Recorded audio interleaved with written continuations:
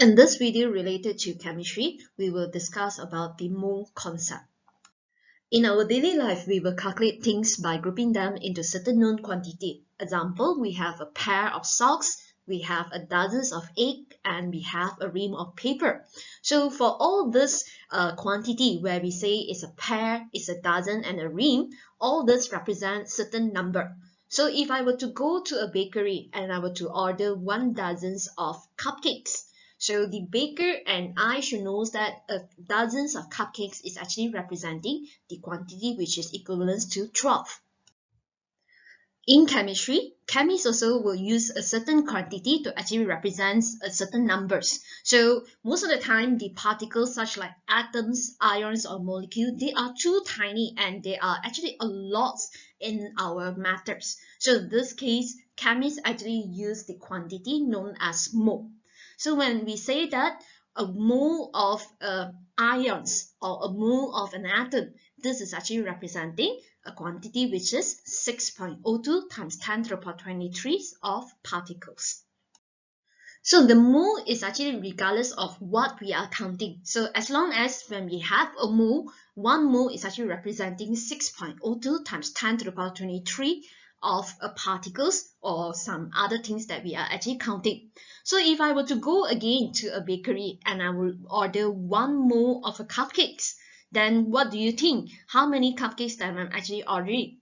So this is actually equivalent to 6.02 times 10 to the power 23 of cupcakes. Now let's solve some questions related to the mole calculation.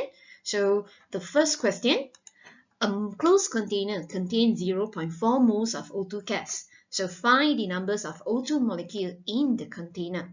So if I were to solve this question, I will understand that 1 mole of O2 molecule is equivalent to having 6.02 times 10 to the power 23 of O2 molecule. And then now I actually have 0.4 moles of O2 molecules. So how would I want to find the numbers of O2 molecule that is present in the container? So I will just do a normal simple mathematical calculation where I will actually cross multiply my equation. So if I cross multiply my equation, then I will actually take 0.4 times 6.02 times 10 to the power 23 divided by 1. So with this, I will actually get my final answer, and that will be equivalent to 2.41 times 10 to the power 33 of O2 molecules. So now let's go the other way around. In a gas jar, there are 3.01 times 10 to the power 23 of CO2 molecules. So how many moles of CO2 molecules are there in the gas jar?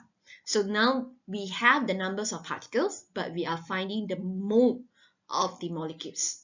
So with this, again, we know that 1 mole of particles, okay, in this case is a CO2 molecules, it contains 6.02 times 10 to the power 23 of CO2 molecules. So if I were to given 3.01 times 10 to the power 23 of CO2 molecules, then how do I find the numbers of mole? I will also do a cross multiplication, and with this I will take 3.01 times 10 to the power 23 divided by 6.02 times 10 to the power 23, and with this my final answer will be 0.5 mole of CO2 molecules.